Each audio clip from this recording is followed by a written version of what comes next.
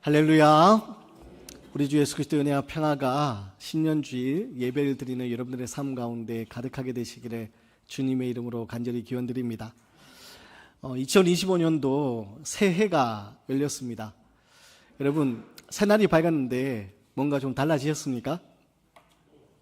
뭔가 좀 달라지지 않고 여전히 그대로입니까?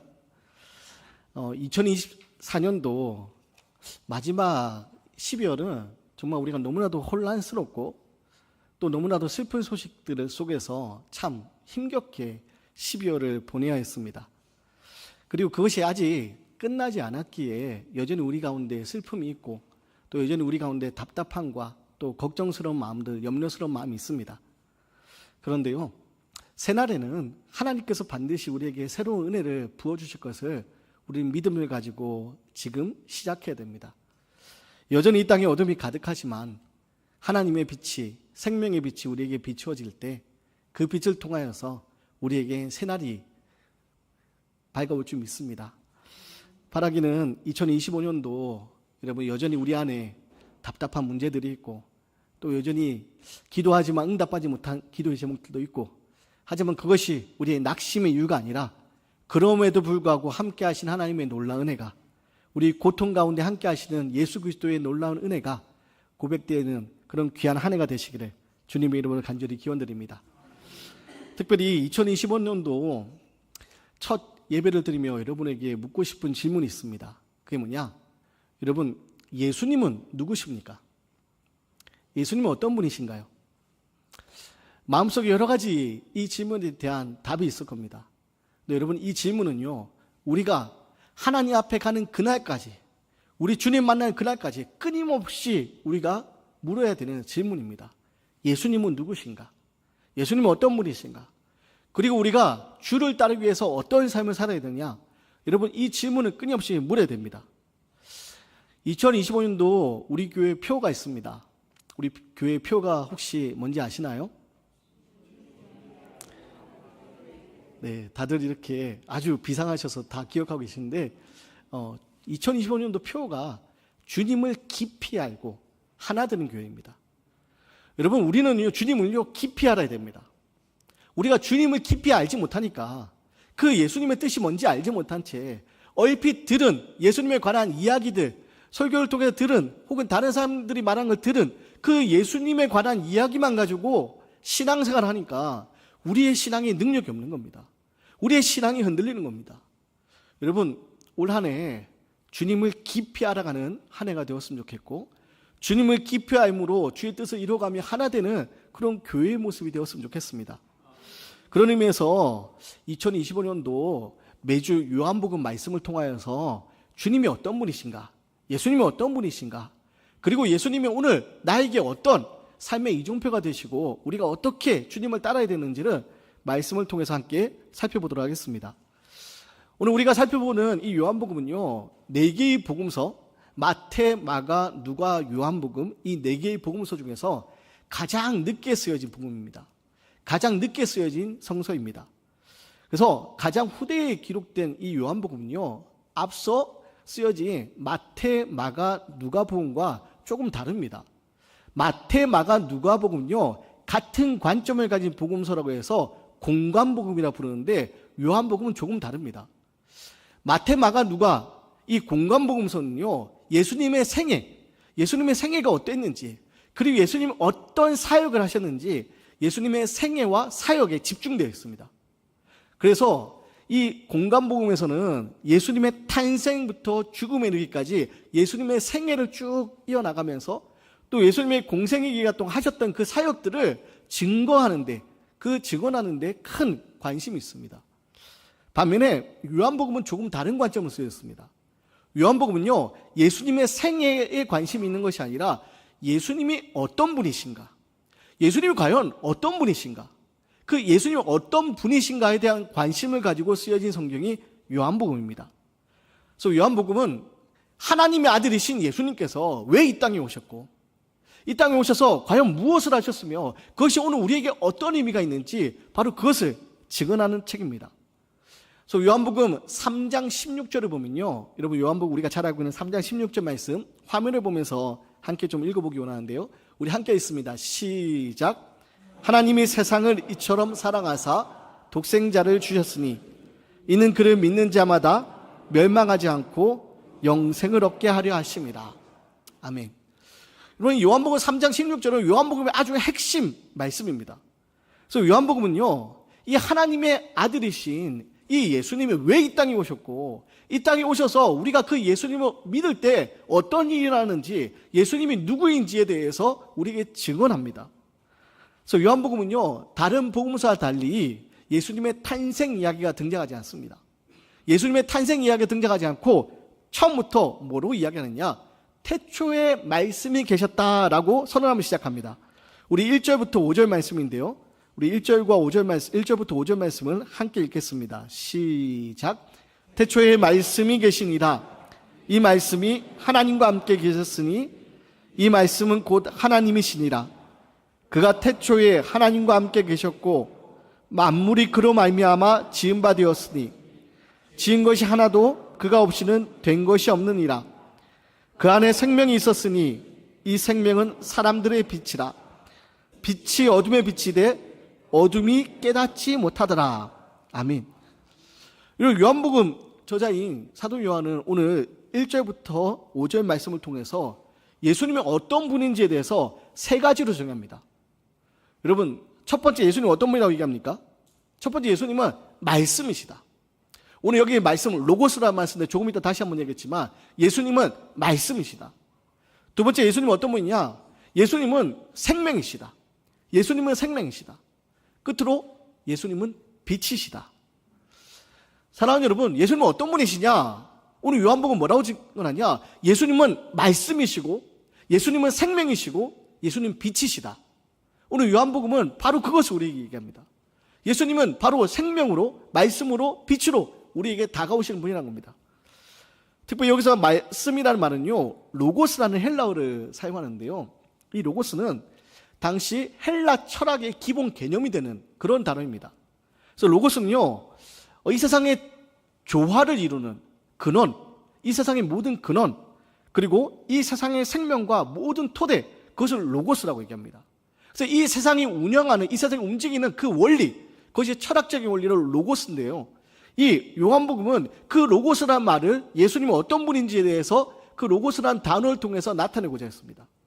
즉, 다시 말씀 뭐냐?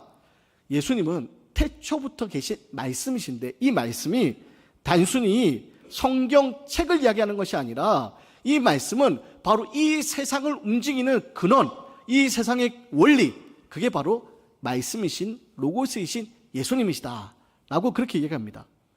그래서 태초부터 계신 이 말씀이 오늘 우리에게 그리스도로 다가오시는데 빌립보서 2장 6절에서 8절 말씀은 이것에 대해서 이렇게 얘기합니다. 우리 빌립보서 2장 6절에서 8절 말씀을 함께 읽어보도록 하겠습니다. 시작. 그는 근본 하나님의 본체시나 하나님과 동등됨을 취할 것으로 여기지 아니하시고 오히려 자기를 비워 형체를 가지사 사람들과 같이 되셨고 사람의 모양으로 나타나사 자기를 낮추시고 죽기까지 복종하셨으니 곧 십자가에 죽으심이라. 아멘. 여러분, 예수님은 로고스, 말씀이신데 이게 누구시냐? 예수님은 하나님이시라는 겁니다. 예수님은 하나님과 동등한 분이라는 겁니다. 이 세상 만물을 창조하시고 이 세상 만물을 움직이시는, 운행하시는 그 분, 바로 하나님, 그분이 바로 예수님이시다라고 얘기합니다. 사랑하는 여러분, 하나님과 동등되신 분이지만 이 땅에 인간의 모습으로, 사람의 모습으로 이 땅에 오셨습니다. 그분이 바로 예수님이십니다. 그렇다면 예수님이 왜 이 땅에 오셨습니까? 여러분, 우리가 질문해야 될 것은 예수님이 말씀이신데, 그럼 예수님이 이 세상을 움직이는 하나님과 동등하신 분이신데, 그럼 예수님이 왜 저 하늘 높은 곳에서 이 낮고 낮은 땅으로, 왜 사람의 몸으로 이 땅에 오셨는가? 왜 예수님이 오셨을까? 그럼 그 질문을 우리는 이어서 해야 됩니다. 그러면 예수님은 왜 이 땅에 오셨습니까? 예수님은요, 이 땅에 어둠을 몰아내기 위해서 오셨습니다. 예수님은요, 이 땅에 사망을, 죽음을 몰아내기 위해서 오셨습니다. 창세기를 보면요, 창세기 1장 말씀 보면 혼돈이 가득하고 흑암이 가득할 때 말씀이 울립니다. 어떤 말씀이 울립니까? 빛이 있으라. 빛이 있으라 말씀이 울리고 그때 어떤 일이 벌어집니까? 빛이 비치자 온 흑암, 온 공허한 혼돈이요 빛으로 인하여서 질서 있게 창조되기 시작합니다. 마찬가지로 예수님이 이 땅에 말씀이신데 창세기에 나오는 빛이 있으라 그 말씀과 같은 하나님의 그 말씀, 하나님의 창조의 원리, 이 세상을 움직이는 그 원리, 그게 바로 예수님이시라는 겁니다. 그리고 예수님은요 이 어두운 땅에 빛으로 오셨다는 겁니다. 빛이 세상에 와서 어둠을 비추고 그래서 질서 있게 혼돈이 정리된 것처럼 이 어두운 땅 살아가는, 특별히 죄와 사망의 권세 아래 살아가는 우리들에게 예수님이 빛으로 다가오셨습니다. 그리고 이 빛을 통하여서 예수님 우리에게 생명을 주셨습니다. 하지만 안타까운 것은 많은 사람들이 이 예수님을 받아들이지 않았습니다. 오늘날도 마찬가지지만 2000년 전 예수님이 이 땅에 오셨을 때 많은 이들이 예수님을 받아들이지 않습니다. 예수님을 환영하지 않고 메시아이신 그 하나님 그리스도를 받아들이지 않고 오히려 거절합니다. 말씀으로 창조하신 하나님이 이 땅에 직접 내려오셨는데 그 백성들이 그 예수님을 받아들이지 않았습니다. 그래서 9절과 11절 말씀 보면요, 우리 9절과 11절 말씀을 함께 읽어보겠습니다. 9절과 11절 말씀 함께 읽습니다. 시작. 참 빛, 곧 세상에 와서 각 사람에게 비추는 빛이 있었나니 그가 세상에 계셨으며 세상은 그로 말미암아 지은 바 되었으되 세상이 그를 알지 못하였고 자기 땅에 오매 자기 백성이 영접하지 아니하였으나. 아멘. 여러분, 각 사람의 비추는 빛으로 세상에 계셨는데 그 빛이 지금 이 땅에 내려오셨는데 사람들 어떻게 했다고요? 자기 백성이 영접하지 아니하였다라고 증언합니다. 왜입니까? 사람들은요, 어둠 가운데 있는 사람들은 빛을 싫어하기 때문입니다.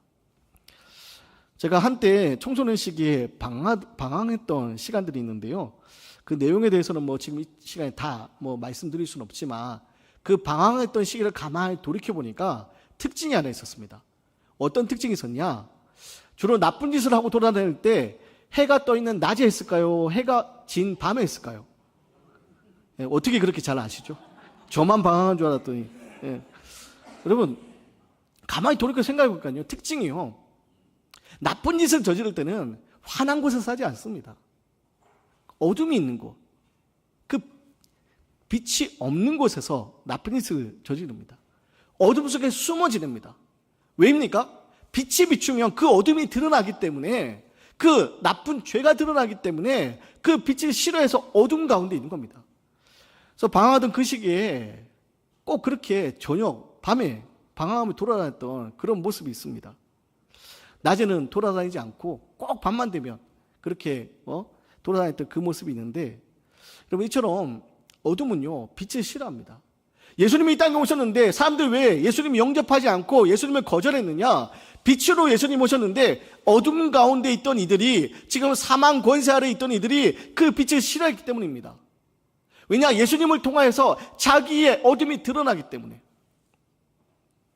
그래서 여러분, 유대인들 어떻게 했습니까?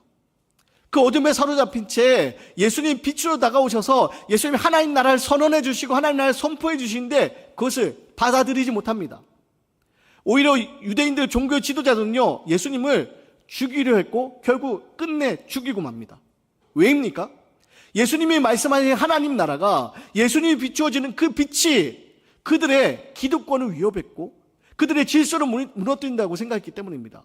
그들의 감추어진 추악한 그 죄를 드러낸다고 생각했기 때문입니다. 그래서 예수님을 거절했고 예수님을 죽이고자 했고 결국 예수님을 죽음에 이르게 했습니다. 사랑하는 여러분, 이것이 오늘 우리들의 모습입니다. 우리들은요, 빛 앞에 있으면 우리의 어둠이 드러날까 봐 그 빛을 거부합니다. 문제는요, 빛이 없으면 그러면 우리가 어둠 속에서 지내면 괜찮냐? 그렇지 않습니다. 사람은요, 빛이 없으면 살아갈 수 없는 존재들입니다. 사람에게는 모두에게 빛이 필요합니다. 그래서 어떻게 하냐?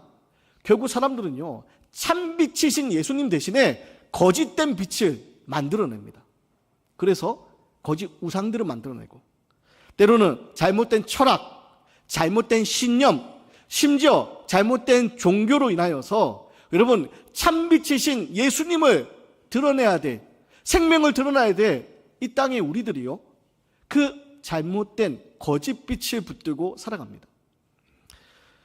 오늘날 한국교회에 일어나는 여러 가지 일들 가운데 참 안타까운 것들도 바로 이런 문제입니다. 예수님을 이야기하지만, 하나님을 이야기하지만 정말 하나님과 예수님의 그 뜻과는 전혀 관계없는 다른 헛된 것들을 이야기하는 그런 모습들이 오늘날 우리들이 회개해야 될 문제입니다. 사랑하는 여러분, 유대인들이 참빛이신 예수님을 거절했던 것처럼 오늘 우리들도 그 예수님을 거절하면서 거짓된 빛에 우리가 사로잡혀서는 안 됩니다. 우리는요, 우리를 생명에 이르게 할 수 있는, 어둠을 물리치고 우리에게 영원한 생명에 이르게 할 수 있는 참된 빛이신 예수님을 우리는 붙들고 살아가야 됩니다. 그리고 그 예수님이 우리에게 임할 때, 빛으로 임할 때 어떤 일이 벌어지냐? 창세기 말씀처럼 혼돈이 사라지고 흑암이 물러가고 질서 있는 하나님의 창조의 세계가 우리에게 다가오게 될 겁니다. 바라기는 2025년 그 참빛이신 예수님 우리에게 이미 다가오시는데, 그 빛을 통하여서 우리 안에 있는 어둠들이 다 물러가는 놀라운 일들이 벌어지곤 합니다. 우리에게 비춰지는 그 빛을 통하여서 질서 있는 새로운 창조 역사가 우리 가운데 일어나게 되기를 간절히 소망합니다. 전도 집회에 한 형제님이 참석했는데요, 주위에 믿지 않는 사람들을 전도하고자 하는 간절한 마음이 있었습니다. 그래서 전도 집회에 참여하면서 다짐을 합니다. 내가 꼭 한 사람이라도 전도해야지. 근데 여러분, 전도하는 것이 이게 참 마음먹은데 되지 않잖아요.